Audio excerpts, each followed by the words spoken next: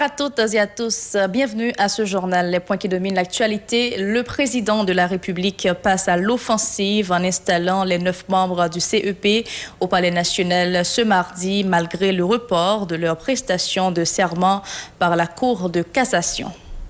Report de la cérémonie de prestation de serment des membres du Conseil électoral provisoire à la Cour de cassation. Un désaccord entre les juges de la dite Cour serait à la base de ce renvoi. La Fédération des barreaux d'Haïti s'oppose à la prestation de serment des membres du nouveau CEP à la Cour de cassation. L'arrêté nommant les 9 conseillers électoraux est frappé d'inconstitutionnalité selon la FBH. Signature ce mardi d'un mémorandum d'accord entre le gouvernement et des membres du secteur privé des affaires autour de l'application du communiqué publié par le ministère du Commerce exigeant que les prix des produits soient libellés en gourde sur tout le territoire national. Et puis à l'étranger, soutenu par les Républicains, Donald Trump désignera la remplaçante de RGB samedi. Restez avec nous.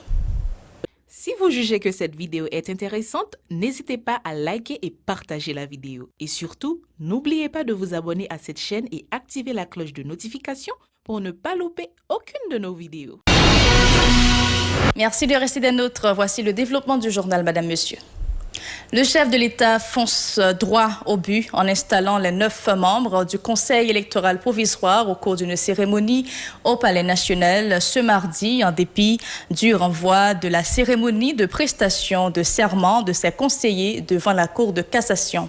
Le chef de l'État a indiqué que la voie des urnes est la seule qui permettra de créer la stabilité nécessaire à l'établissement de la démocratie en Haïti. Jovenel Moïse exhorte les conseillers électoraux à être impartiaux dans leurs nouvelles tâches. On l'écoute. En acceptant de devenir membre de ce conseil électoral, vous faites un acte de courage pour lequel la République vous sera éternellement reconnaissante. Je mesure l'ampleur des sacrifices liés à votre mission.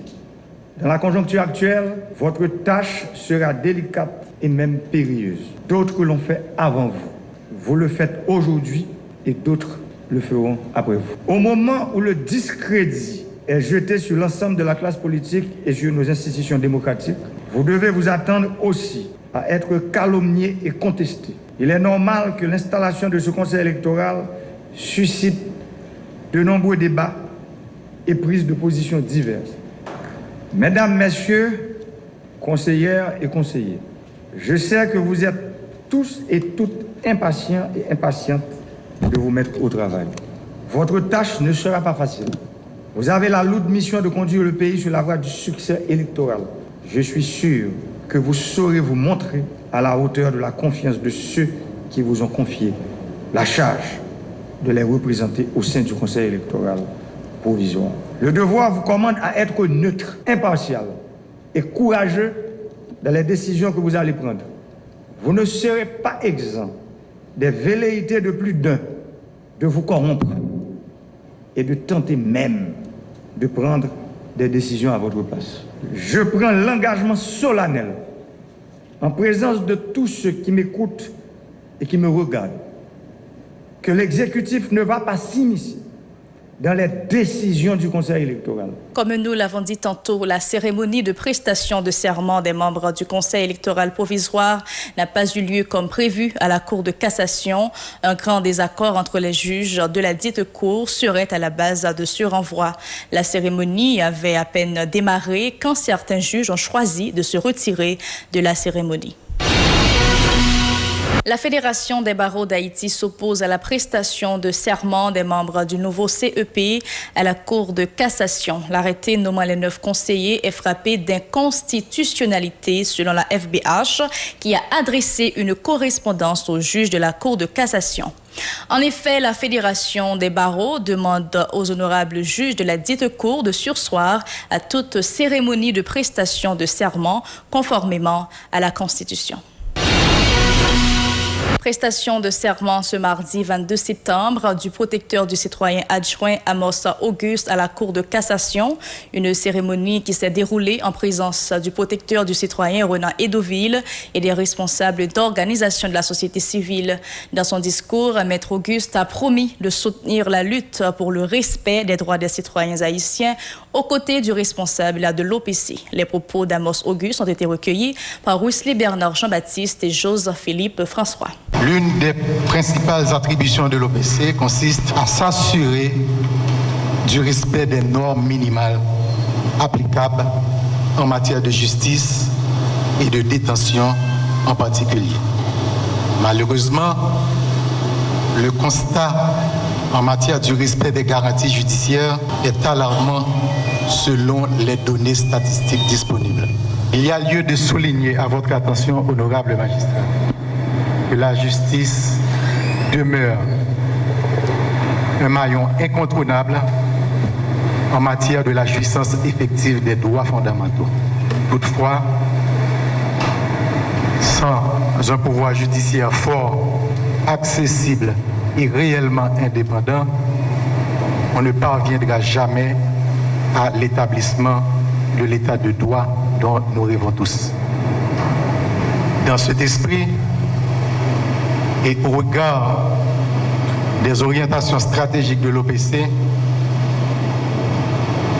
je m'engage à accompagner le protecteur du citoyen dans cette lourde responsabilité, tout en poursuivant ses efforts de plaidoyer en faveur d'une justice forte, indépendante, capable de garantir la jouissance effective des droits fondamentaux.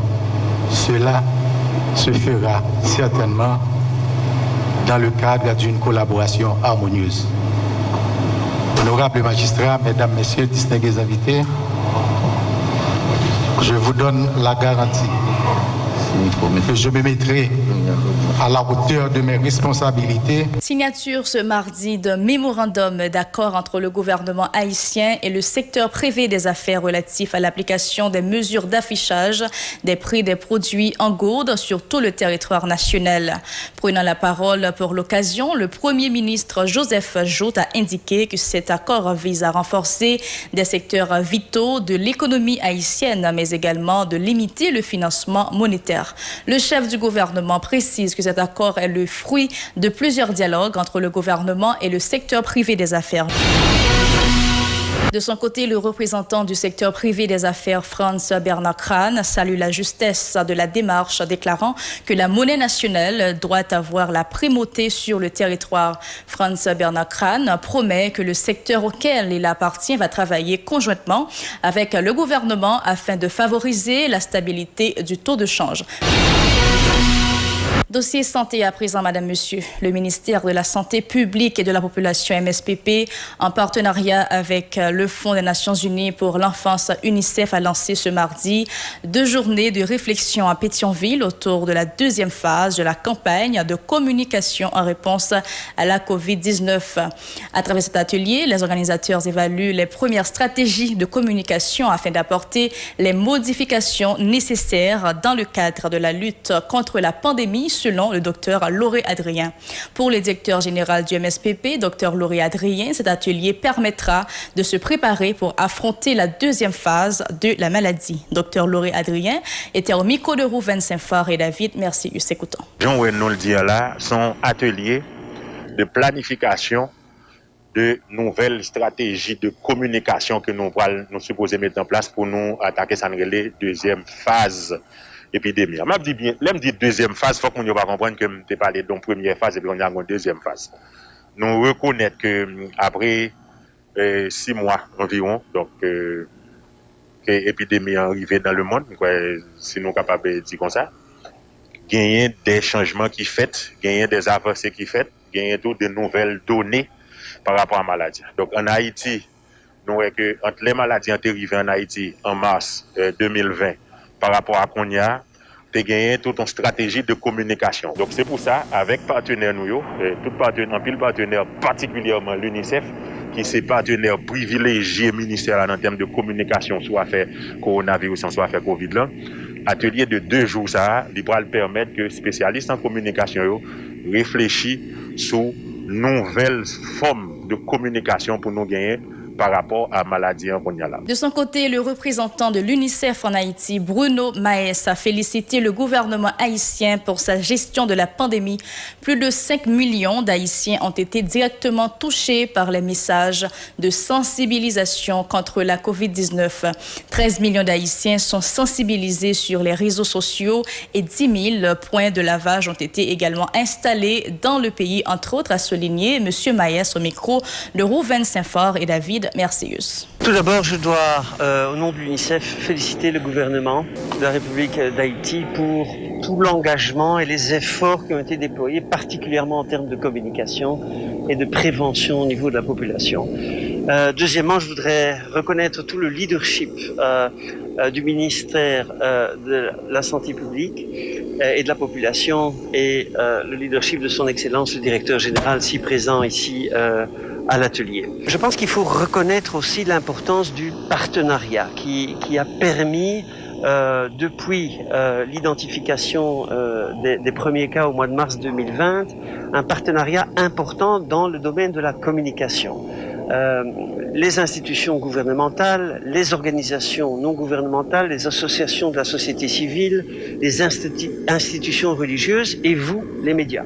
Vous avez été au cœur du travail de communication et de prévention au niveau communautaire et au niveau de la population en général. Alors quelques chiffres pour montrer quand même ces investissements et ces résultats. Vous avez près de 5 millions d'Haïtiens et d'Haïtiennes qui ont été directement sensibilisés et je fais allusion ici aux 10 000 points de lavage de mains. Je fais ici allusion à plus de 10 000 volontaires, jeunes, agents de santé communautaire engagés au niveau des communautés qui ont contacté, qui ont été en contact et qui ont sensibilisé directement les communautés, que ce soit dans le monde rural ou en urbain. Vous avez près de 7,5 millions d'Haïtiens qui ont été sensibilisés à travers les médias de masse, les télévisions et puis les radios. Et enfin, près de 13 millions d'Haïtiens et d'Haïtiennes qui ont été sensibilisés à travers les médias sociaux. Restez avec nous pour l'actualité internationale, Madame, Monsieur, à tout de suite. De l'actualité internationale, malgré l'indignation des démocrates, Donald Trump présentera dès samedi une candidate pour succéder à la progressiste Ruth Bader Ginsburg à la Cour suprême. Il dispose désormais d'une majorité consolidée au Sénat pour voter sa confirmation sans attendre l'issue de la présidentielle américaine. Les démocrates sont vent debout, arguant qu'il faudrait attendre l'élection du 3 novembre qui opposera Donald Trump à Joe Biden avant tout vote. Voire même, en cas de victoire de l'ancien vice-président de Barack Obama, attendre sa prise de fonction en janvier 2021. Les enjeux pour les deux camps sont immenses. Si le Sénat à majorité républicaine confirme sa candidate, le président Trump aura placé 3 juges nommés à vie au temple du droit américain. De quoi ancrer dans le camp conservateur pendant des décennies cette institution qui tranche aux États-Unis les principales questions de société comme l'avortement, le droit de porter des armes ou les droits des homosexuels. Nous sommes toujours à l'étranger. En Colombie, de nouvelles manifestations étaient organisées contre les violences policières. Des rassemblements se sont tenus ce mardi dans plusieurs grandes villes du pays, dans la capitale. Des heurts ont éclaté avec les forces de l'ordre dans le centre-ville de Bogota. Des manifestants ont lancé des pierres contre des policiers qui ont riposté avec du gaz lacrymogène et des grenades incapacitantes, a constaté un journaliste de l'AFP. La police dit avoir arrêté 9 personnes. Plusieurs manifestants ont été blessés.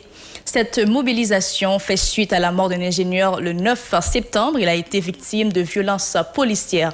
Ce décès a déclenché une vague de contestation visant non seulement les forces de l'ordre, mais aussi plus largement la politique du gouvernement. Lors des précédents rassemblements mi-septembre, la police avait tiré sur les manifestants. 12 personnes avaient été tuées. Des procédures judiciaires ont été engagées contre les auteurs des coups de feu.